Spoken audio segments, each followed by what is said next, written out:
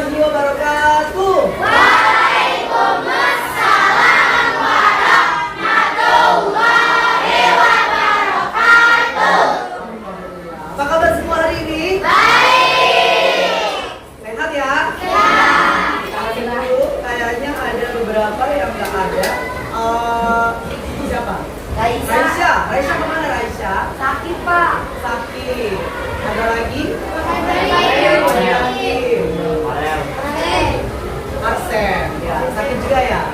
Kita doakan semoga yang sedang sakit ya cepat diangkat penyakitnya, cepat sembuh, lekas sehat kembali sehingga bisa berkumpul bersama kita dalam proses belajar dan mengajar di setiap harinya. Ya, baik, oke. Untuk itu kita siapkan dulu. Please attention. Stand up.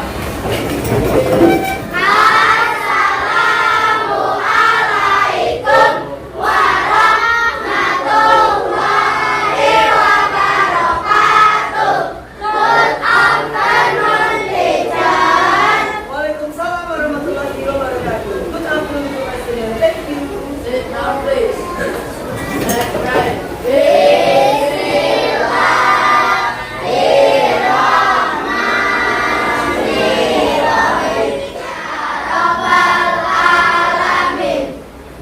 Baik, alhamdulillah ya pada hari ini kalian bisa berkumpul bersama lagi menuju ke sekolah, datang dari rumah, menyiapkan diri untuk belajar menuntut ilmu. Ya, untuk itu kesepakatan kelas kita pada hari ini untuk belajar sampai akhir kalian harus tertib dalam proses pembelajaran ya, dan harus bersungguh-sungguh dalam memperhatikan pelajaran dan mengikuti pelajaran kita pada hari ini. Kemarin kalian bagaimana kabarnya kemarin? Baik. Ada yang merasa sedih? Kemarin enggak? Atau ada yang merasa worried? Takut, cemas, khawatir? Tidak ada. Atau mungkin ada yang merasa marah? Ada Kevin sama Noval, Fahri Raya, Raka, coba sama Faiza, sama si Nadia. Coba Kak Guru mau tanya, Kevin kenapa perasaannya kok kemarin marah? Kesel kenapa keselnya?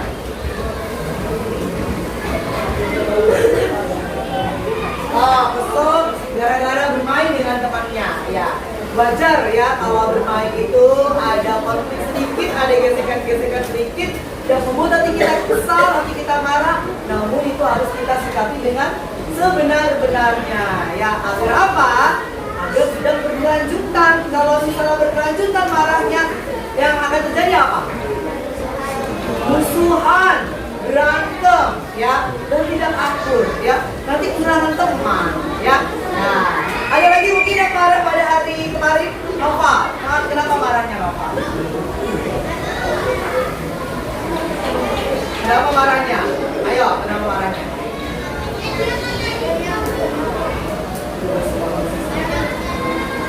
Tugas sekolah nggak selesai. Oh, dalam belajar, kemarin belajar, ternyata tugas yang diberikan oleh Pak Guru nggak selesai. Ya, kesel ya dalam hatinya ya. Nah, itu juga harus tahu ya. Kenapa tuh kok bisa sih tugas sekolahnya nggak selesai? Kenapa? Nah, harus ada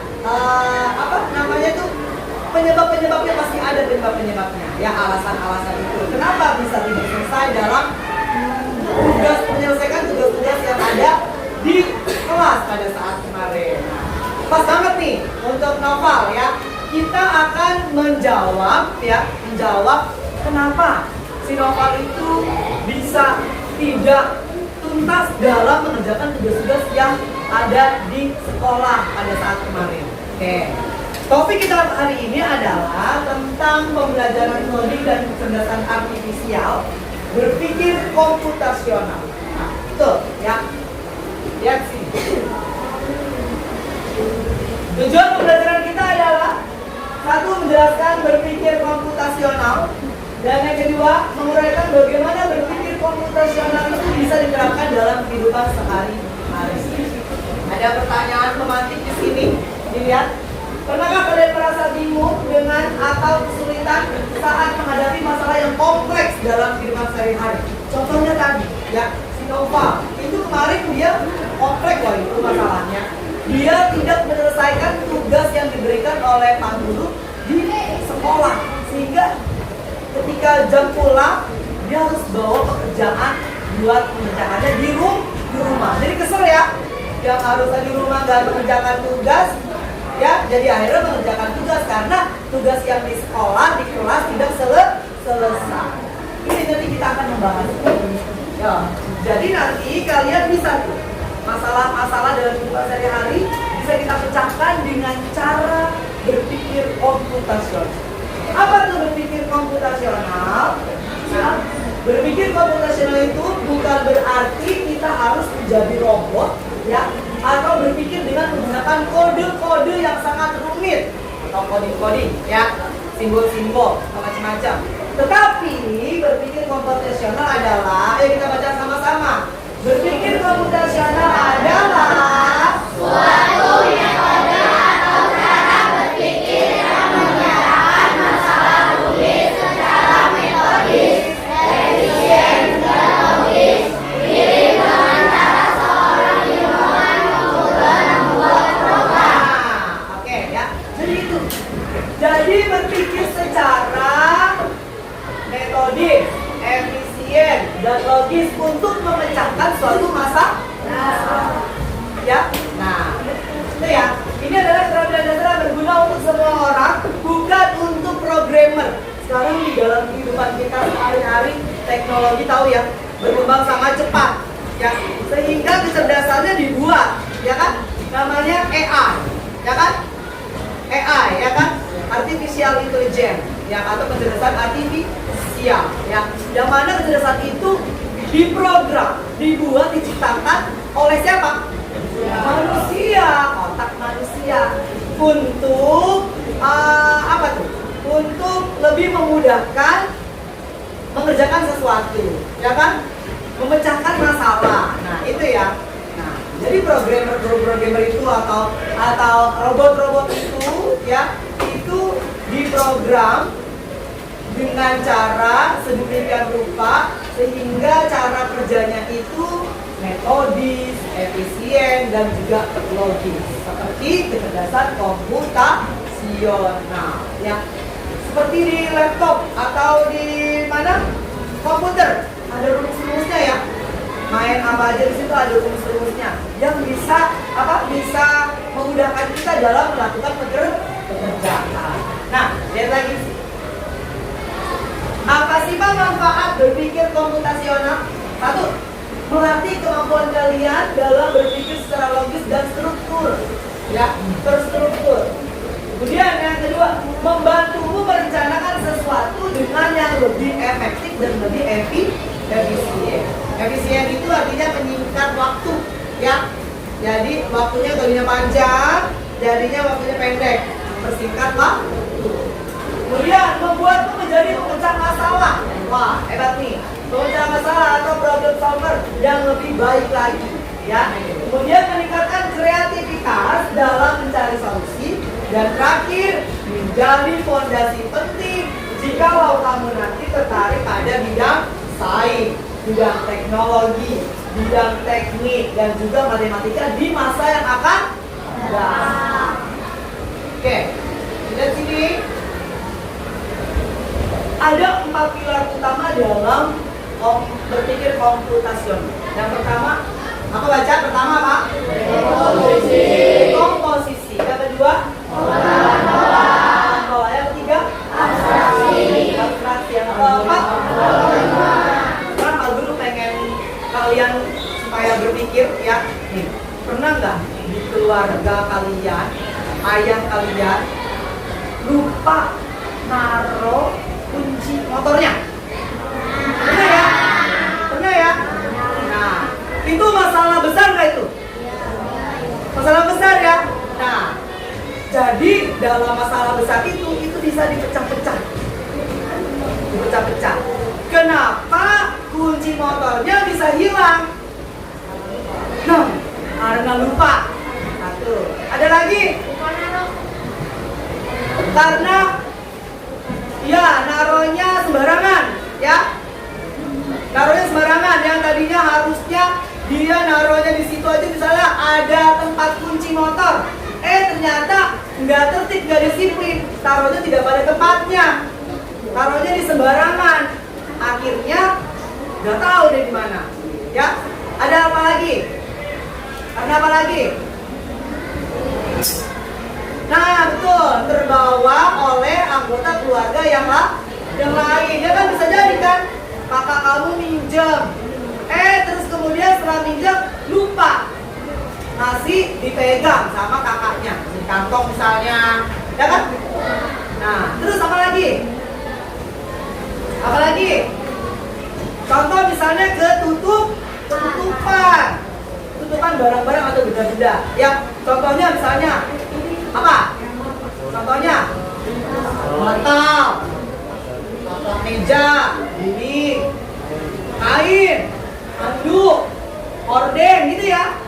Nah, itu kita bisa memecahkan satu-satu tuh masalahnya, sehingga kita akan menemukan si kunci itu berada di mana. Nah, yang pertama tadi udah kalian pecah tuh, ya kan? Masalah besarnya kunci motor ayahku hilang. Nah, kamu pecah-pecah tuh masalahnya. Jadi yang darinya rumit menjadi yang kecil-kecil lagi. Contohnya lupa naro. Biasanya kalau lupa naro ini, ayahku itu kenapa ya kalau lupa naro ya? Oh, mungkin ayah itu biasanya naro letakkan di sini. Kalau nggak di sini, oh mungkin di sini nih. Atau mungkin di situ tuh. Nah, ya kan? Itu berpikir secara komputasional. Dia menggunakan yang kedua, pola. Itu ada pola. Mengenal pola.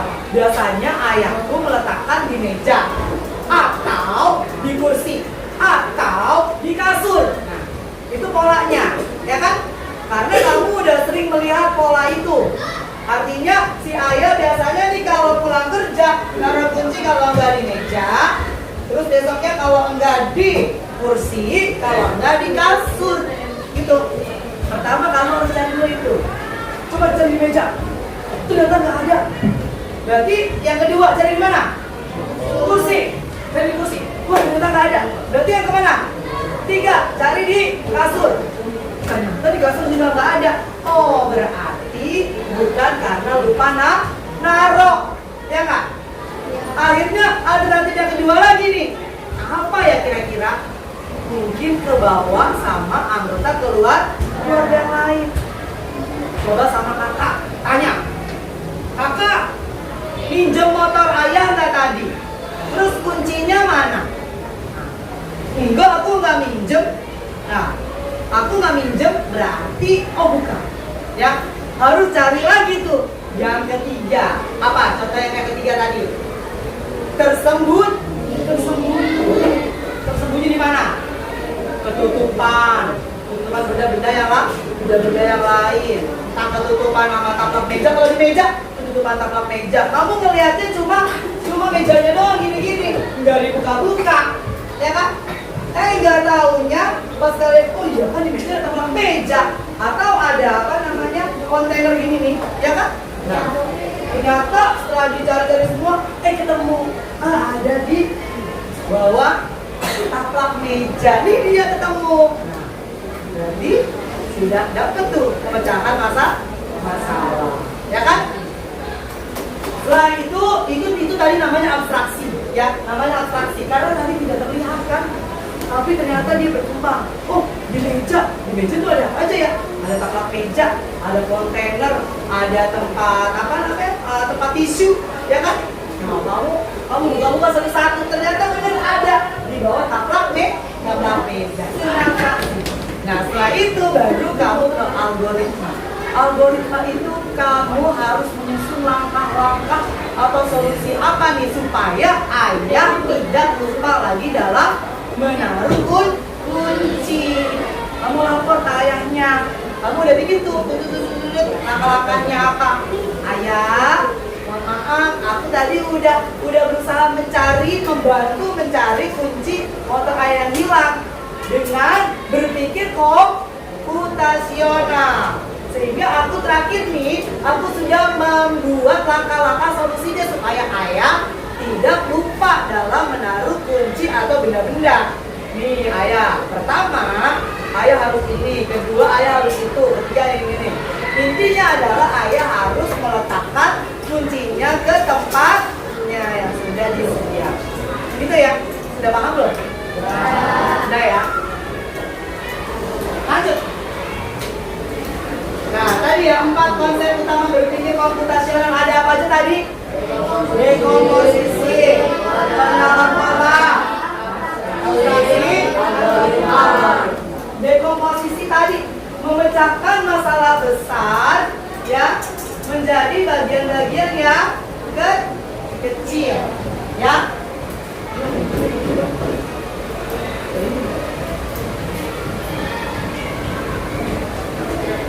Kalau kemudian lagi bikin video belajar juga ada.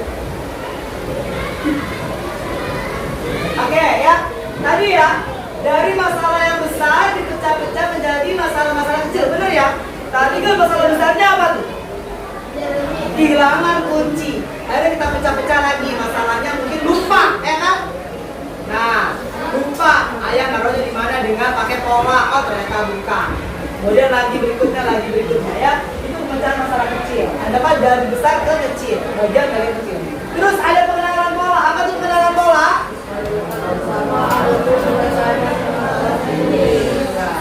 Kita coba lihat itu masih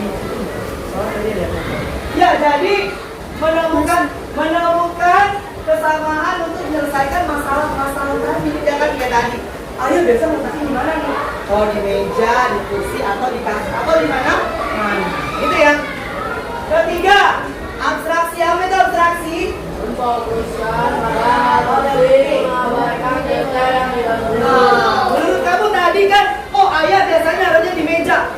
Kamu nggak berpikir di meja itu ada taplak meja, ada tempat tisu, ya kan? Ada kontainer. Kamu cuma berarti di meja aja, nggak ada.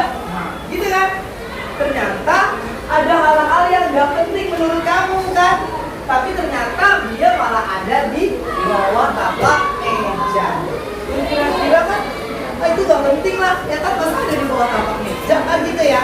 Ternyata ada di situ ya kan. Nah, gitu ya. Yang keempat, algoritma. Apa itu algoritma? Ya, jadi setelah itu baru menyusun langkah-langkah untuk solusi. Nih contoh.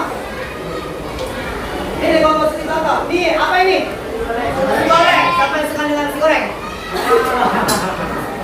Iya. Ya, semua suka sama nasi goreng ya. Padahal nasinya udah matang, tapi digoreng lagi. Iya kan? Karena kegabutan itu ya. Iya. Tapi enak nggak? Enak. Apalagi kasih sosis, kasih cabai, kasih daging, kasih siput, dikasih aja semuanya ya. Oke.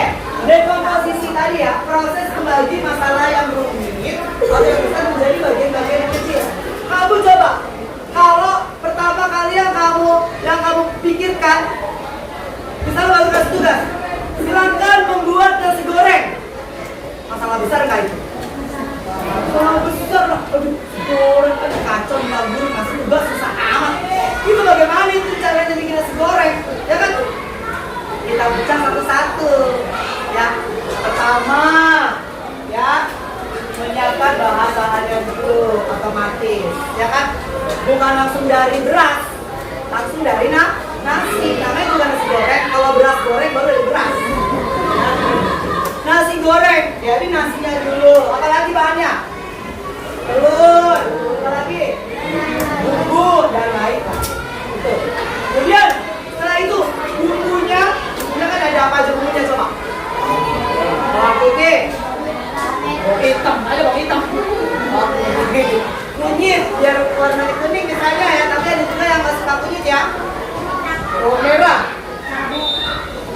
terus cabai, kecap,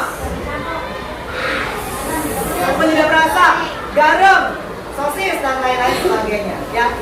Bumbunya ya, mengiris bumbu, iris bumbunya, potong atau di blender, ya kan? Nah, kemudian lagi menggoreng telur, telurnya digoreng dulu. Nah, kemudian baru bumbunya ditumis, ya kan? Urutan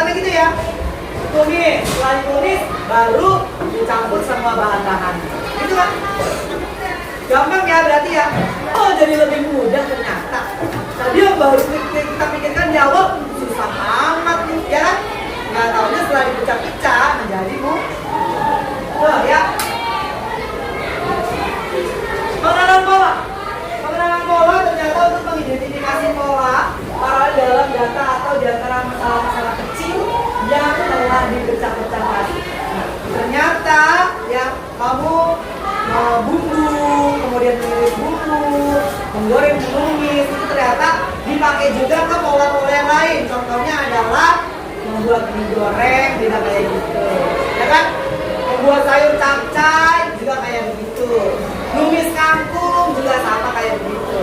Jadi ada polanya. Oh, ternyata nasi goreng itu polanya sama kayak bikin tumis kangkung, sama kayak bikin mie goreng, bikin capcay dan lain. Karena abstraksi nih, kamu pernah bersepeda? Yang kamu pikirkan sepeda itu biar jalan, diapain? Digoes doang kan? Pikirannya itu doang digoes. Padahal selain digoes itu keseimbangan, ya kan? Mau cuma digoes doang, remnya, ya kan? Kemudian rantainya berputar atau berfungsi, ya kan? Nah, itu ya. Jadi nggak cuma digoes doang. Pas ketika digoes tapi ternyata rantainya lepas, bisa jalan nggak? Bisa. Itu berarti namanya abstraksi. Kamu nggak mikir tuh hal-hal yang sepele itu, nggak mikir. Yang mikir adalah hal yang penting aja. Sepeda kalau jalan itu harus digoes, kalau goes pasti jalan, gitu ya. Padahal ada yang lain-lain yang stangnya. Kalau cuma digoes doang tapi stangnya nggak dipegang, rusak jatuh, ya kan? Digoes hilang keseimbangan, digoes ternyata rantainya lepas, jatuh, ya kan? Wah, jatuh, itu ya. Nah, kayak gitu, ya. Itu abstraksi. Terakhir baru algoritma. Langkah-langkah atau aturan yang jelas dan dibutuhkan untuk menyelesaikan masalah. Ciri algoritma yang baik apa aja? Satu, dua,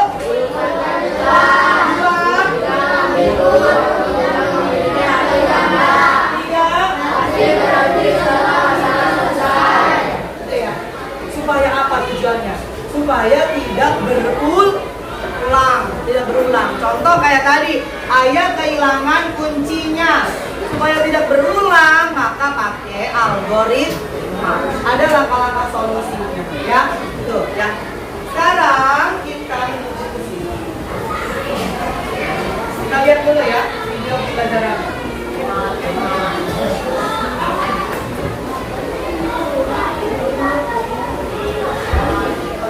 Udah disiapin.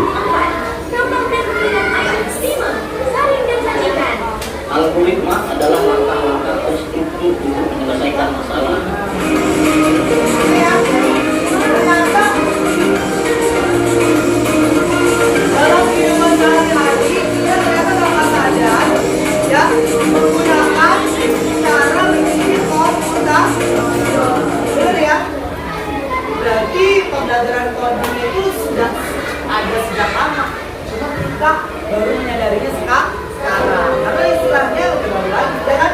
Istilahnya. Oke, lanjut. Contoh penerapan dalam kehidupan siswa.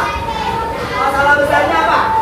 Jenderal sekolah. Siapa yang jenderal sekolah? Ayo katakan. Ada beberapa di sini ya jenderal sekolah. Dekomposisinya kita pecah, ya kita pecah masalah-masalah kecil. Satu, tidur terlalu malam. Kenapa ya bisa tidur terlalu malam? Oh, karena pada saat itu saya bermain sama teman-teman. Oh, main handphone sampai larut malam. Oh, nonton TV, ya kan? Oh, lagi yang lain. Kedua, ada lagi masalah yang kecilnya apa? Karena alarm nggak bunyi. Selain alarm dari handphone, ada alarm yang hidup. Siapa? Ibu, bapak kamu, ya, atau nenek kamu, atau kakek kamu yang sudah bangunin. Bapak bangun. Alarmnya nggak bunyi. Mungkin ibunya langsung ke pasar. Mungkin neneknya juga lagi ada kegiatan yang lain, jadinya lupa membangunkan. Ya, begitu alarm dari handphonenya itu juga tidak dinyalakan. Ya. Terus atau ada yang ketiga nih, masalahnya apa? Harus bangun. Ya. Masih kan? Betul. Apalagi cuacanya hujan. Aduh, bikin males bangun, ya kan? Itu masalah juga nggak?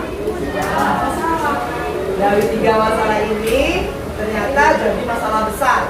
Sehingga datang ke sekolah atau telat atau kesiangan terlambat. Pengenalan pola. Ternyata terlambat sekolah itu setiap hari Senin. Aku kalau terlambat itu setiap hari Senin. Kenapa? Karena hari tidurnya selalu malam. Ya kan? Mentang-mentang libur, main enak aja main. Apalagi main game, main handphone sampai berlarut-larut malam. Jadi tidurnya ke malam. Itu pengenalan pola. Atau ada mungkin yang telatnya setiap hari Selasa, ya kan? Ya. Karena apa tuh? Mungkin di hari Selasa ayah sama ibu bangunnya kepagian, atau ayah pulangnya malam, akhirnya tidurnya kebablasan, nggak ada yang bangunin, bisa jadi, ya kan? Setiap hari Selasa, gitu. Atau setiap kali ayahnya ronda, ya kan? Nah, itu juga bisa jadi pola ya.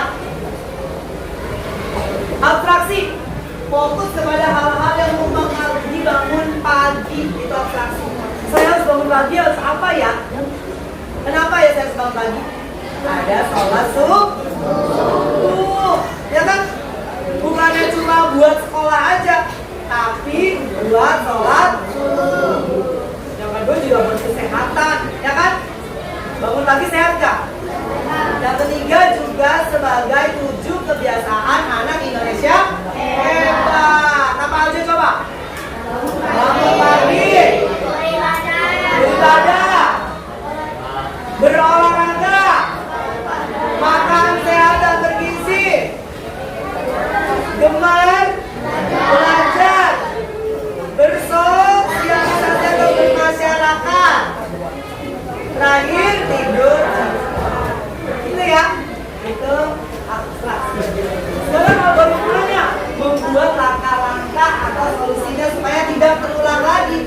Satu, tidur paling cepat, paling lama, paling malam itu jam berapa?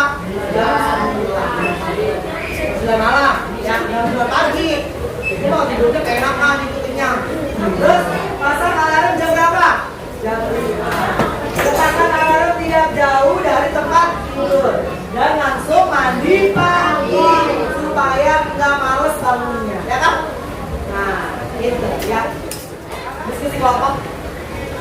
Ya, kita diskusi kelompok menjelaskan berpikir komputasional dan menguraikan bagaimana berpikir komputasional diterapkan dalam kehidupan sehari. Nah, ini ya. Kelompok kita bagi 4 ya. 1, 2, 3, 4. Sederet-sederet aja ya. 1, 2, 3, 4. Atau mau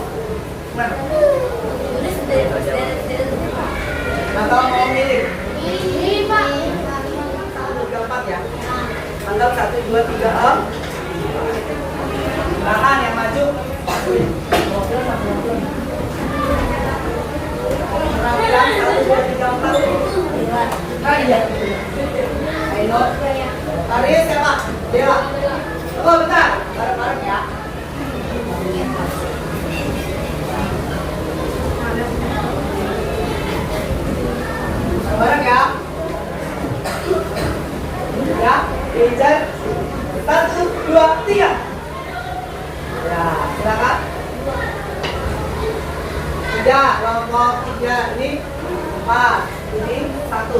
Ya, 1. Berarti kelompok Dela 1 mengatur ruang jajan.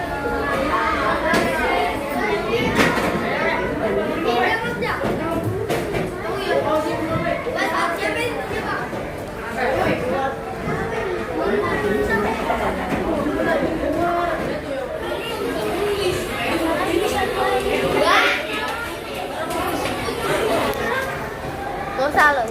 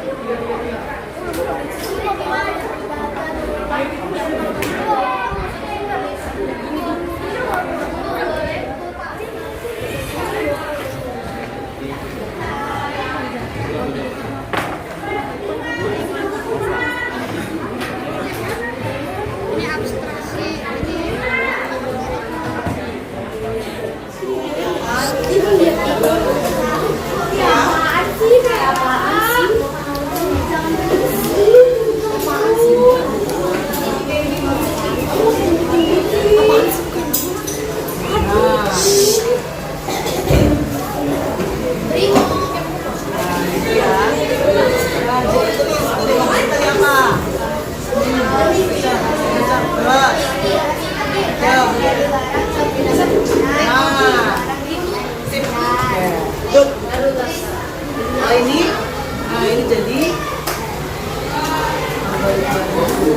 oh iya, jadi harus mengatur waktu ya, nggak boleh tertunda. Jadi coba susun langkah-langkahnya apa supaya solusinya nanti akan tersusun ya.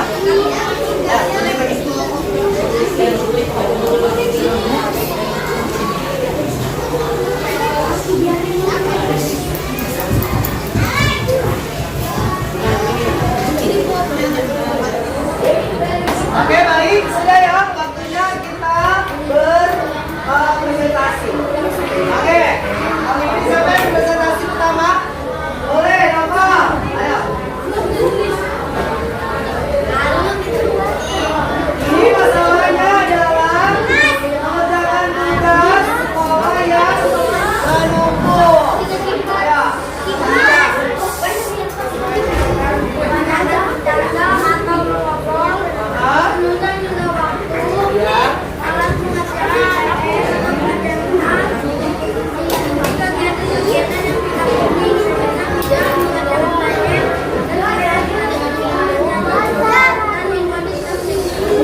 Nah, itu ya, jadi mengerjakan tugas sekolah yang menumpuk itu ada pola-polanya.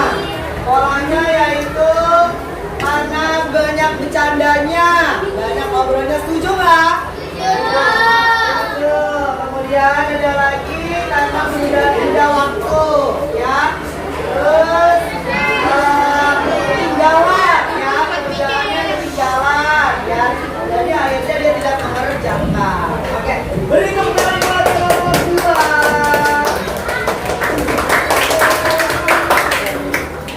Lanjut, kelompok siapa? 1, kelompok 1 boleh. Ayo, kelompok 1.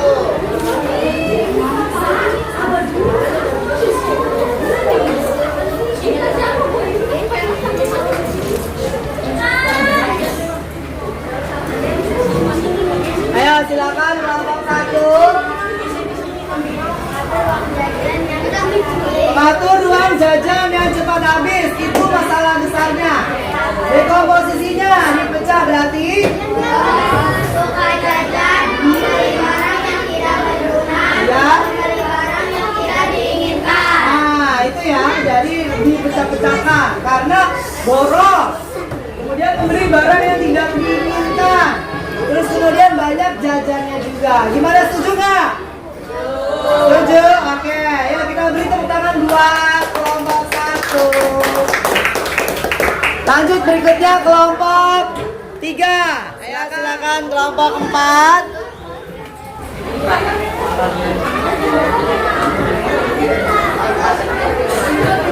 Kelompok 4. Algoritmanya apa masalahnya? Ya,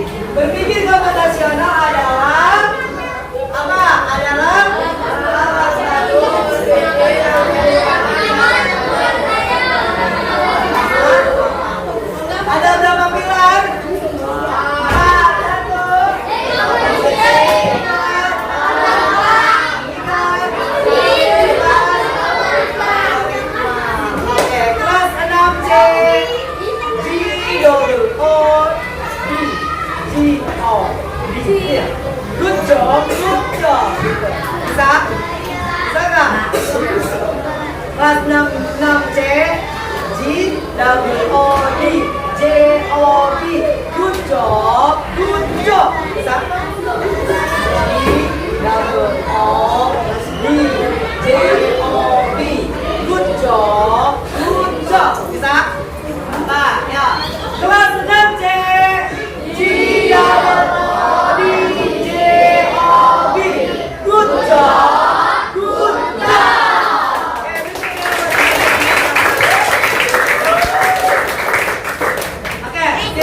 Ya, baik.